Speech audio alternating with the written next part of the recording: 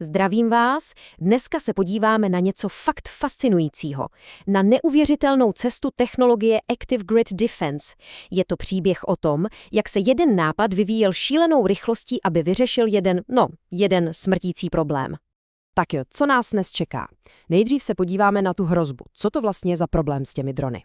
Potom projdeme ten vývoj hezky krok za krokem. Od první verze takové elektrické pavučiny přes druhou verzi, což byla lineární bariéra, až po tu finální podobu, ochrannou pásku. A na konci si to celé hezky shrneme. Takže jdeme na to. Abychom vůbec pochopili, proč je to řešení tak geniální, musíme si nejdřív říct, proti čemu vlastně bojuje. A není to jen takhle dajaká hrozba. A tady je ta klíčová otázka, kterou si dneska kladou inženýři a vlastně všichni, kdo se snaží chránit civilisty.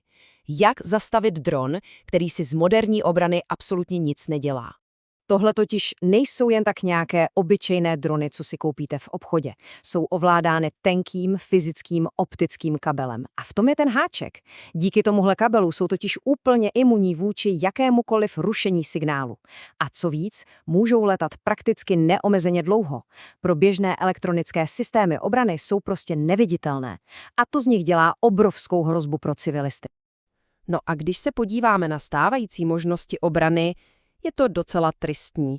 Tahle tabulka to ukazuje jasně. Máme tu radary, lasery, jenže podívejte se na tu cenu. Bavíme se o $1000. Navíc to často není úplně bezpečné pro civilní oblasti. A právě tady přichází na scénu ten náš systém AGD. Cena? Zlomek ostatních. A účinnost proti těmhle specifickým dronům? 100%.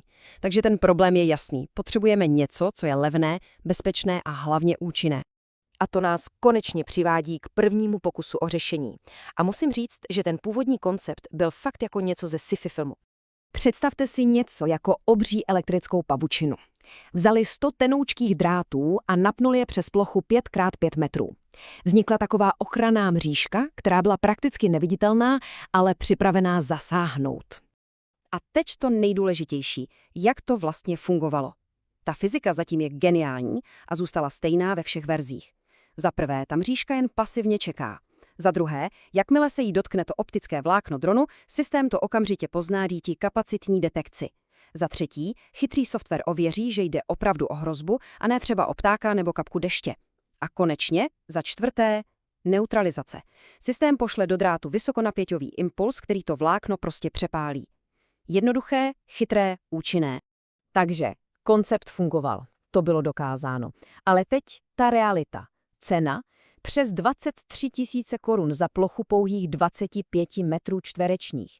Instalace zabrala 4 hodiny a bylo k tomu potřeba 100 drátů a 25 senzorů.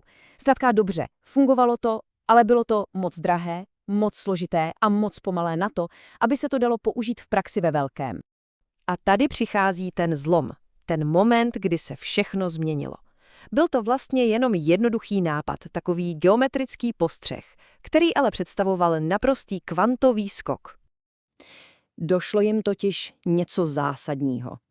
Proč se snažit pokrýt celý obrovský prostor nad chráněným místem? Vždyť ten dron musí přiletět odněkud zvenku, takže stačí chránit jenom ten obvod, tu hranici. Místo obrovské plachty nad hlavou najednou stačil v podstatě jen takový neviditelný elektrický plot kolem. A tenhle posun v myšlení měl okamžitý dopad. Najednou jeden systém nepokrýval 25 metrů čtverečních, ale rovnou 100 metrů délky. To je 4násobné zvětšení rozsahu. A co cena? Ta šla dolů o víc než polovinu. Z původních 23 000 jsme se najednou dostali na nějakých 10 000. To už je obrovský rozdíl. A to zjednodušení bylo naprosto radikální. Představte si to. Ze 100 drátů a 25 senzorů se stalo jen 5 drátů a 2 senzory. Systém byl najednou levnější, instalace trvala místo 4 hodin jen 2,5 a údržba byla nesrovnatelně jednodušší. Ale ani tady se vývoj nezastavil. Tvůrci si řekli, že to jde ještě dál, že to jde udělat ještě jednodušší. A tak přišla verze 3, která posunula jednoduchost na úplně novou až neuvěřitelnou úroveň. Jejich nová filozofie se dala shrnout do 3 slov. Nalepit, chránit, zapomenout.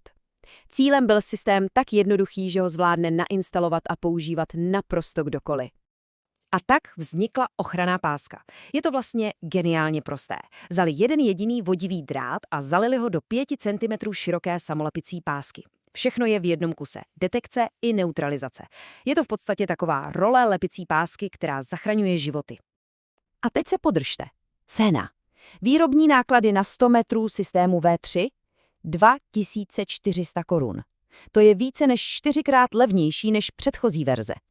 Tím se najednou ochrana nestala záležitostí organizací, ale něčím, co si může dovolit i běžná rodina na ochranu svého domova. A instalace? Ta je teď otázkou doslova 2 minut. Nepotřebujete žádné nářadí. Prostě jen otřete povrch, naplánujete, kam pásku nalepíte, odlepíte ochrannou folii, přitisknete, připojíte malou krabičku s elektronikou a stisknete jedno tlačítko. Hotovo. To je neuvěřitelné. 75krát rychlejší než u verze 2. To je rychlejší, než si uvařit kafe. Pojďme si to teď celé shrnout. Když se na tu cestu podíváme z ptačí perspektivy, je to opravdu fascinující příběh rychlé a cílené inovace. Tato tabulka mluví za vše. Verze 1, cena za 100 metrů by byla přes 90 000, instalace na 4 hodiny a potřebovali jste odborníka. Verze 2, cena klesla na 10 000, čas na 2,5 hodiny a stačil někdo trochu zručný. A teď verze 3, cena 2,5 tisíce, instalace 2 minuty a dovednosti absolutně žádné. Ten trend je naprosto jasný. Neúnavná snaha udělat technologii levnější, rychlejší a dostupnější pro všechny. A aby to bylo ještě konkrétnější, podívejme se na reálný příklad. Ochrana obvodu jedné školy, řekněme 400 metrů. S verzí 2 by to stálo 41 000 korun. S verzí 3, a to dokonce se 2 páskami pro jistotu, to stojí jen něco přes 19 000. To je míň než polovina. Najednou je to v rozpočtu, na který dosáhne skoro každá škola nebo obec. A o tom to celé je. Tohle není jen příběh o chytré technologii, je to příběh o demokratizaci bezpečí, o tom, že dopad je důležitější než zisk. Tím, že je design open source, může ho kdokoliv vylepšovat a hlavně dává to komukoliv možnost chránit si svůj domov, školu nebo nemocnici. Mění to celé myšlení, od drahých a složitých armádních systémů k jednoduchému a dostupnému řešení pro každého. Ten koncept je teď venku, volně dostupný. To semínko nápadu bylo zase to. A to nás přivádí k poslední otázce. Co z něj vyroste dál, když je teď budoucnost projektu v rukou celé globální komunity?